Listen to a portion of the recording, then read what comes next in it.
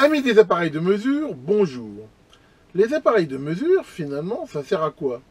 C'est d'ailleurs une question qu'on me pose relativement souvent. On va dire que je pense qu'on peut définir leur usage dans trois principales catégories. Une des premières, ça va être ce que j'appelle globalement la R&D. C'est des appareils qui vont permettre de faire de la recherche, de la mise au point de nouveaux appareils ou de nouveaux concepts scientifiques, par exemple. Le second, qui est aussi très utilisé, ça va être le dépannage. C'est-à-dire que c'est des systèmes qui ont fonctionné, mais qui ont des pannes, des soucis. Et ces appareils vont apporter une aide précieuse pour trouver l'origine des pannes et les régler, bien sûr. Et le troisième, c'est, on va dire, l'éducation. En effet, ces appareils de mesure vont souvent permettre, on va dire, de passer un petit peu de la théorie à la pratique et de visualiser, grâce à des mesures, des phénomènes qu'on peut avoir étudiés de façon, on va dire, un petit peu théorique. Et aujourd'hui, j'ai justement choisi de faire une vidéo un petit peu, on va dire, dans cette idée d'éducation et de profiter de mon nouveau Siglent S32X pour justement simuler des ondes que l'on va pouvoir aussi analyser grâce à un oscilloscope et là aussi on va le voir la fonction très utile de FFT. Pour effectuer ces opérations, je vais utiliser ce générateur Siglent et aussi un oscilloscope Siglent, je vous avais déjà présenté, le 1104XE, mais beaucoup des manipulations que je vous montrais peuvent être faites avec n'importe quel autre type de générateur ou d'oscilloscope, le principe étant quand même sensiblement le même. Alors, allons-y, regardons un petit peu ça. Nous allons pouvoir commencer. Bon, c'est très difficile pour moi de filmer à la fois le générateur et l'oscilloscope. Maintenant, les manips que je fais sur le générateur ne sont que des settings que je vais expliquer. Et je l'ai déjà montré dans ma vidéo d'avant. C'est pas très difficile, je veux dire, de les manipuler. Par contre, je vais filmer l'oscilloscope et expliquer toutes les manipulations que je fais. Alors comment déjà j'ai connecté les deux? J'ai pris un câble coaxial, qu'on peut voir ici, d'impédance caractéristique de 50 ohms. J'ai mis sur l'entrée de l'oscilloscope ce qu'on appelle une terminaison 50 ohms, de façon à ce que l'impédance soit respectée. Et je vais régler l'oscilloscope, comme on peut le voir ici, en x1, et la sortie de mon générateur au niveau de, comme je vous ai déjà expliqué, de la charge à 50 ohms. Ce qui fait que j'aurai une cohérence entre les tensions affichées par le générateur et celles mesurées sur l'oscilloscope. Alors la première chose qu'on va regarder justement, c'est grâce à ce générateur, il offre une particularité, comme on va le voir, de pouvoir facilement générer les harmoniques d'un signal sinusoïdal. Et ici, on va pouvoir faire une expérience qui va pouvoir expliquer que tout signal périodique est généralement composé d'une fréquence fondamentale, sinusoïdale, et de nombreuses harmoniques qui, on va dire, le déforment. Alors pour faire ça, là je viens d'allumer le générateur, il est, on va dire, sur ses valeurs par défaut, avec un signal de sortie de 4 volts. Alors je mets en route la sortie, et je vais, là, pas m'embêter, et prendre l'auto-setup de l'oscilloscope, qui, je rappelle, s'arrange pour faire un affichage cohérent. Donc là, nous voyons bien ce signal sinusoïdal, je vais le réduire ici un petit peu pour bien le voir.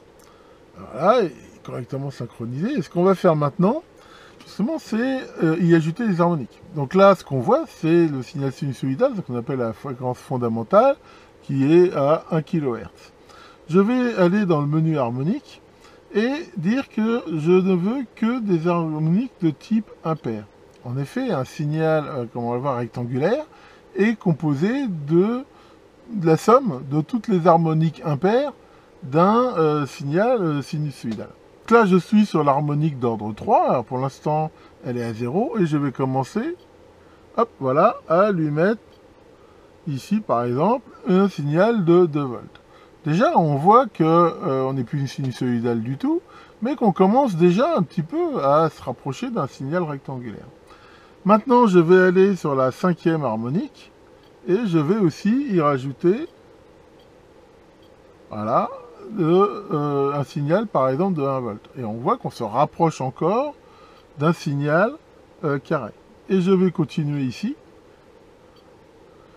Voilà, et on peut continuer comme ça, ainsi de suite. Bon, je ne vais pas tous vous les faire, mais voilà. Là, déjà, on peut voir quelque chose qui est quand même vraiment super intéressant. C'est que si on regarde ce signal, il est quand même beaucoup plus proche d'un signal carré que d'un signal sinusoïdal. On peut voir, voilà, que là, le front de montée hein, du signal, je veux dire, dans la mesure où il s'additionne, on va dire, toutes les fronts de montée de toutes les harmoniques, eh ben, il devient de plus en plus raide. Et que, voilà, au fur et à mesure, là, si on rajoutait des harmoniques, on aurait un palier ici de plus en plus. On peut voir ici, par cette simple expérience, hein, que on peut quelque part prouver que un signal en effet rectangulaire est bien lié aux harmoniques d'un signal sinusoïdal. Dans cette présentation, on va justement pas mal parler des harmoniques, et ce qui est embêtant, c'est qu'un oscilloscope, c'est pas le meilleur appareil pour les visualiser, ces harmoniques. J'en ai aussi souvent parlé. Pour ça, il faut un analyseur de spectre. Le problème d'un analyseur de spectre, c'est que c'est un appareil qui est assez coûteux, qui n'est pas forcément hyper utilisé, ce qui fait que pour des amateurs, je veux dire, à part des radioamateurs, enfin, des gens qui en auraient vraiment un usage, c'est pas un appareil qu'on a souvent.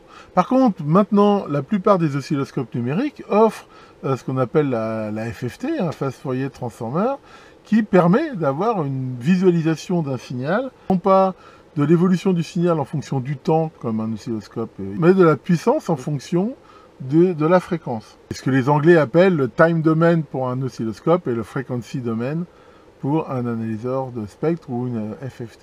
Alors ça va être une occasion justement de manipuler un petit peu pour voir quelques conseils de base pour pouvoir utiliser les FFT.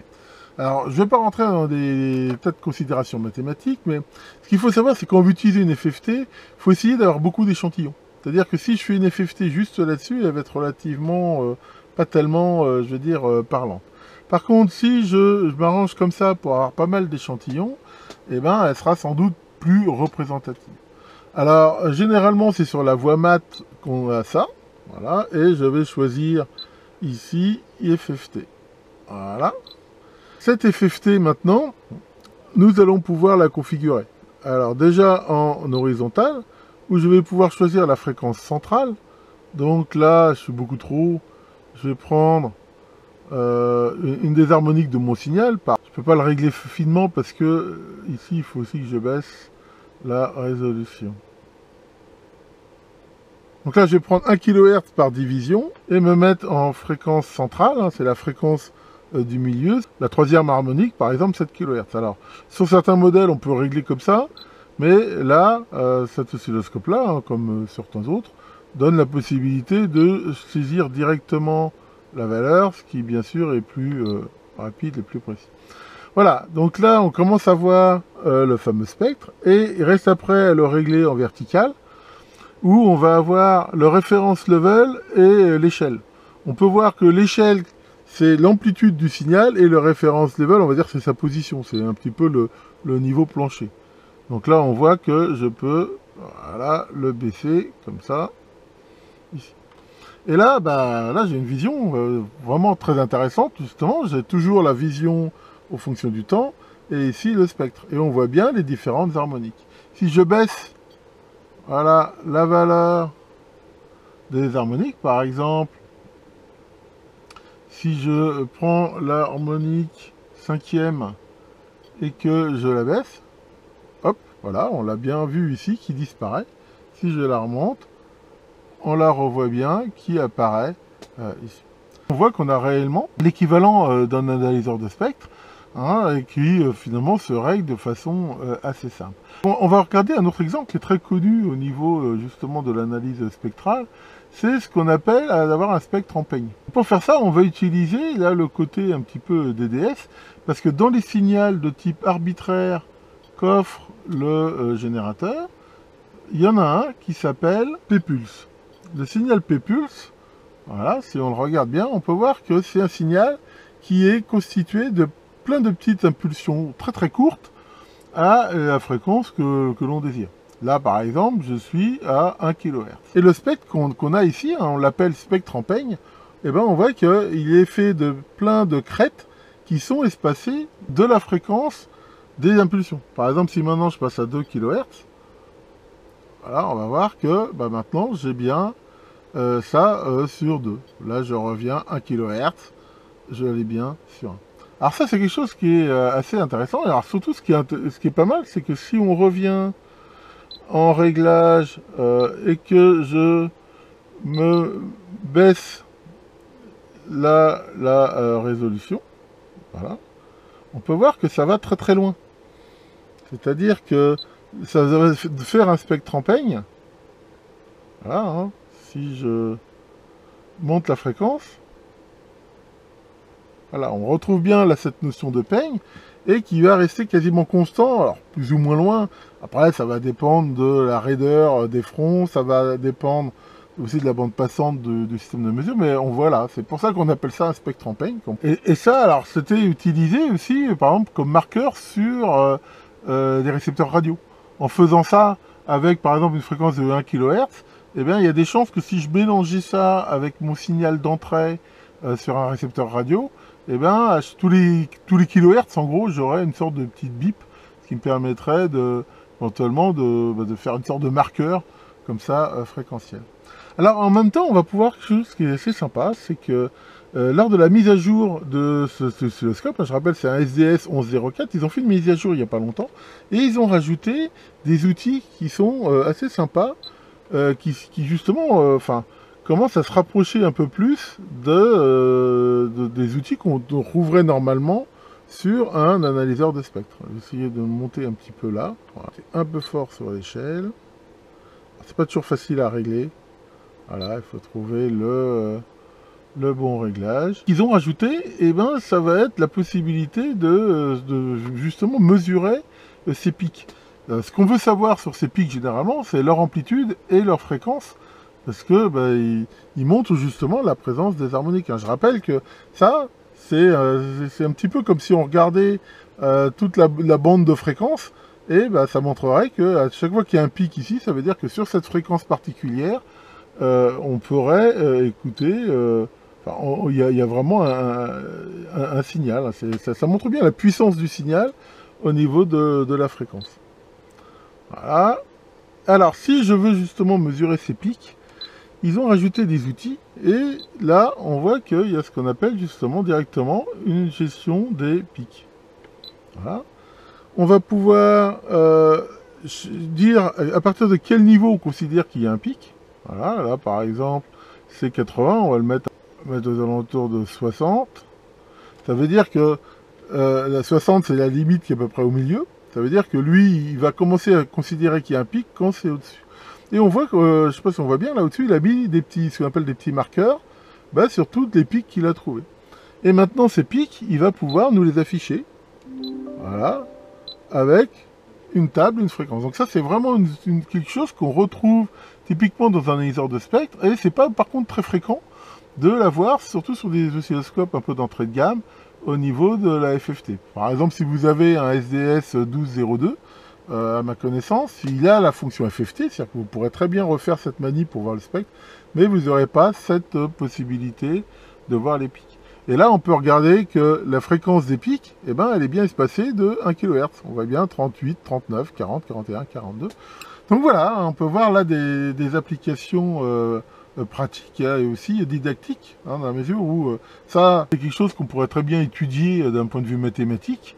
Et là, ça permettrait de passer, on va dire, de la théorie à la pratique. Alors, on va regarder un autre spectre qui est très intéressant, qui est celui du bruit. Alors pour ça, je vais demander à mon générateur de me faire un signal de bruit. Alors, le signal de bruit, il est caractérisé par quoi? Il est caractérisé par le fait que ce qu'on appelle le bruit blanc, c'est un signal qui normalement a la même densité énergétique, continue, on va dire, à l'infini, si c'était un bruit parfait. Le problème, c'est que c'est pas facile de faire briquer un bruit parfait, dans la mesure où il faut que le système soit capable de monter très haut en fréquence. Donc là, ça peut être intéressant de regarder quelle est la limite du bruit de ce générateur. Donc pour faire ça, on va avoir là toujours signal de bruit qu'on a intérêt à balayer. Voilà. Encore une fois, il ne faut pas aller trop vite. Parce que si on va vraiment trop vite comme ça, encore une fois, on n'aura pas assez d'échantillons pour que ça soit intéressant. Donc on va se mettre, par exemple, à 1 milliseconde par carreau. Et pour le voir au niveau du spectre, dans un premier temps, on va se mettre, par exemple, à 10 MHz par carreau. et on va monter la fréquence centrale de façon à essayer de voir à quel moment le signal baisse. Donc là, c'est là que c'est pas toujours évident, faut un petit peu jouer sur les réglages. Et voilà. Bon voilà, là on voit très bien. Ici, on va essayer de l'étendre un petit peu. Voilà. Voilà, ici, hein, bon, alors faut manipuler un petit peu, mais là, voilà, en me mettant sur une fréquence centrale de 77 MHz et à 5 MHz par division, on voit très bien que le niveau du signal ici, à un moment donné, baisse. Alors on peut, là, encore une fois, affiner un petit peu le gain du système pour essayer de l'avoir de façon un peu plus marquée. Voilà, hein, j'ai augmenté un petit peu l'amplitude exprès. On voit que ça reste relativement droit et qu'à un moment donné ça baisse de façon importante. Alors attention, ici il faut se méfier. Qu'est-ce qui fait que ça baisse?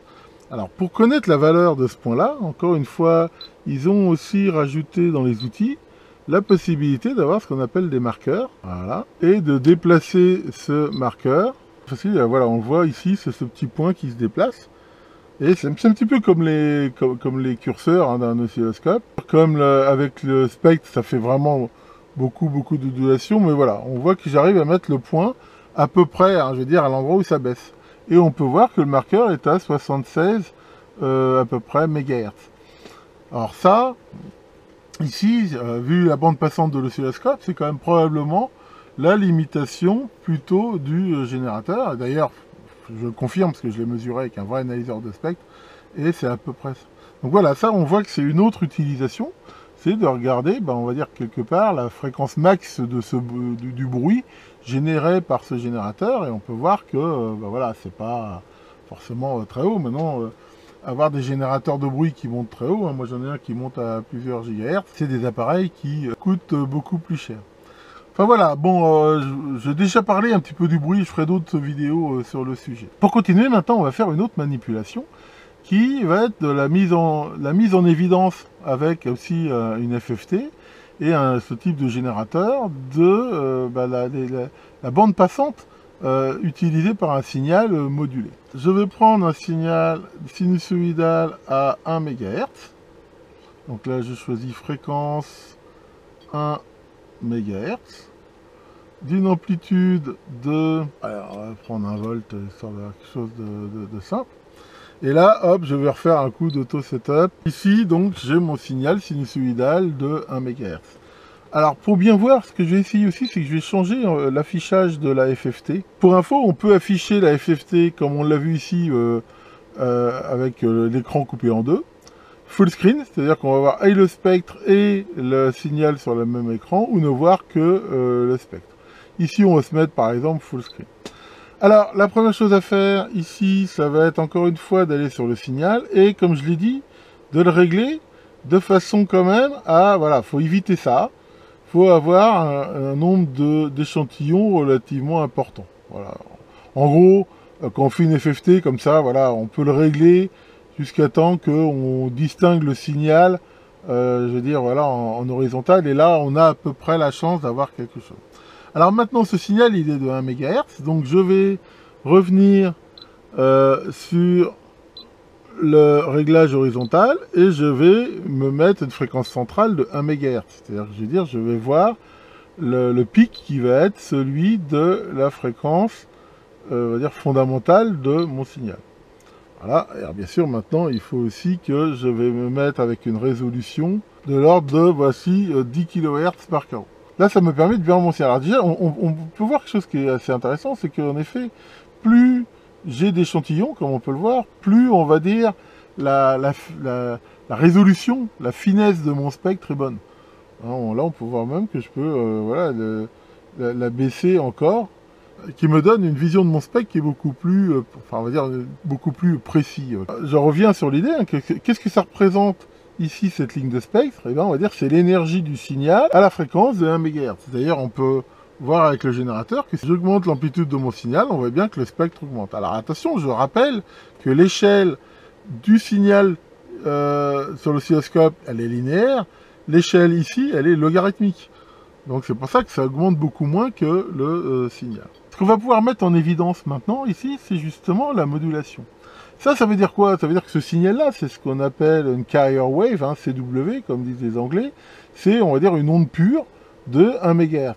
En théorie, si le signal avait aucune distorsion, le pic ici il serait infiniment fin quelque part, et qu'il y aurait de l'énergie que sur cette fréquence-là.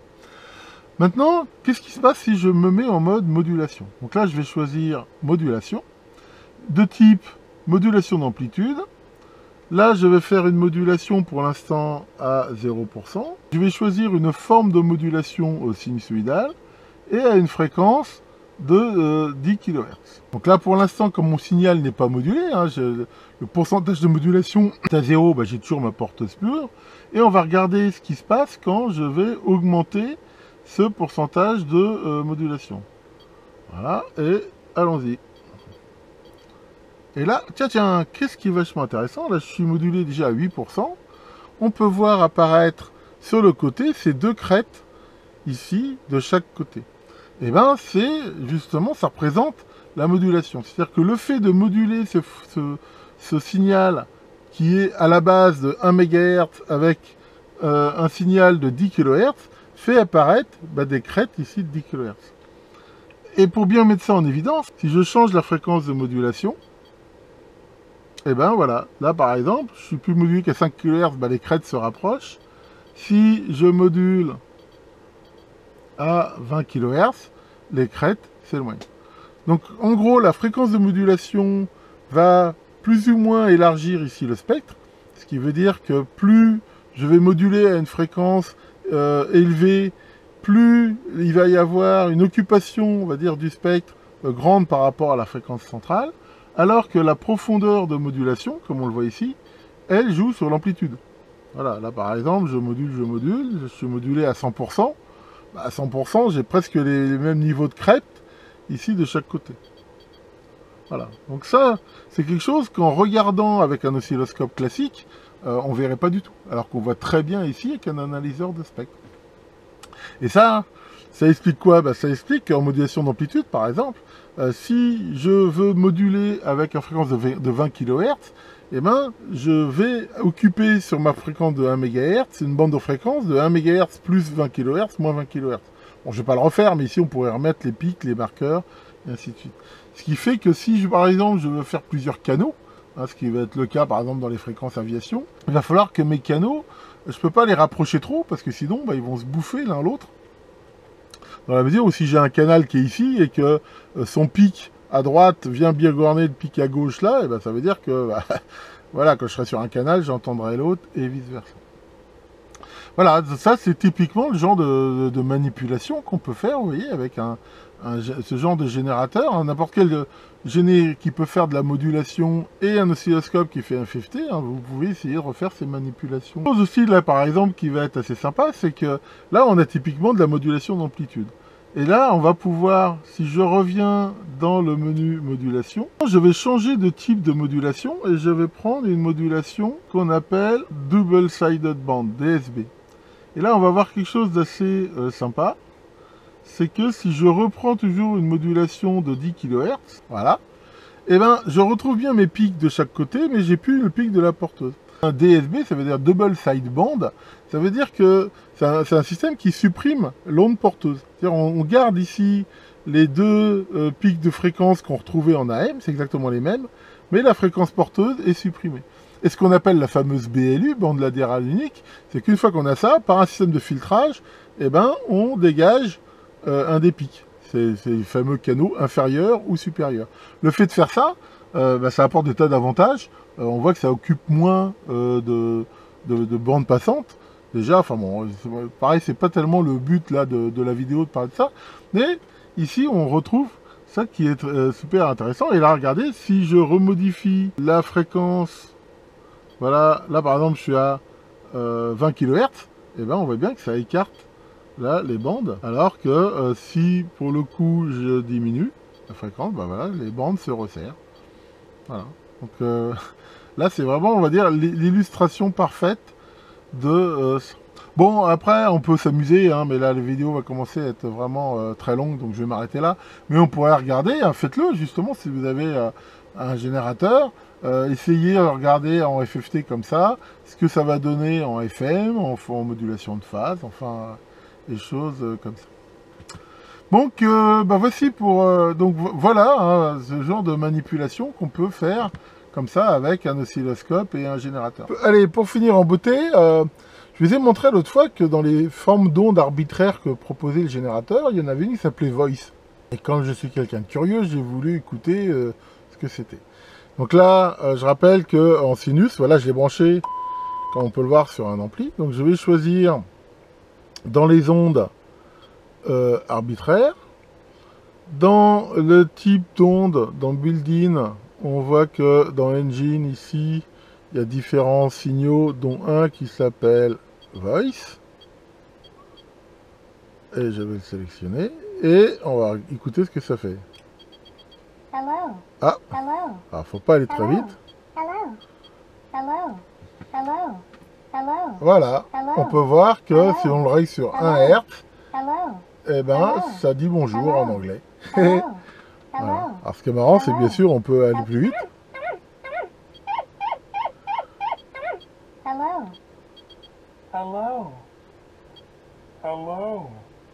Hello. Hello. Hello. Ben voilà, on peut s'amuser. Alors, quelque chose, c'est que là, on peut voir que le signal est répété de façon... Enfin, ça le répète tout le temps. Je rappelle qu'on peut très bien le faire qu'à la demande, si on a un signal arbitraire comme ça. Pour ça, hein, il suffit de se mettre en mode burst, de se dire le nombre de cycles qu'on veut. Là, par exemple, je veux un cycle, c'est-à-dire une seule fois. Et qu'est-ce qui va le déclencher? Là, il y a un mode voilà, qui s'appelle manuel. Si je suis dans ce mode-là, voilà, là, je peux m'amuser à déclencher que quand je le veux. Si par exemple, dans ce mode-là, je veux avoir 3 hello, voilà, je règle 3 cycles, et là, voilà. Enfin bon, ça, j'y reviendrai peut-être, hein, mais ça, c'est quelque chose qui est aussi super intéressant. Par exemple, bah, quand on veut travailler des moteurs pas à pas, des choses comme ça, on peut lui demander, fais-moi exactement 783 impulsions, comme on veut. Voilà, on va s'arrêter là, hein. On pourrait encore jouer des heures avec tous ces jouets, mais à un moment donné, quand même, faut être raisonnable, cette vidéo est déjà bien assez longue. De toute façon, je continuerai hein, à vous en faire hein, dans ma série Genestory sur ce générateur-là, voire sur d'autres. Par contre, la prochaine fois, je pense qu'on essaiera de faire un exemple beaucoup plus pragmatique, là, pour le coup, d'utilisation, justement, dans le cadre soit de la mise au point, soit du dépannage. Et ça permettra aussi de voir d'autres facettes de ce genre d'appareil. Tiens, Maurice, qu'est-ce que tu fais? Je t'ai pas vu tout à l'heure, là. Et où c'est que t'étais parti? T'étais parti chez ta belle-mère, la mère de Pincette, et qu'est-ce que t'as été faire là-bas? Augmenter le chauffage? Et pourquoi t'as fait ça? Parce que t'as pas confiance dans la canicule. Sacré Maurice. Merci de votre attention, que Gritou, le démon des canicules, vous épargne, et à très bientôt pour de nouvelles vidéos.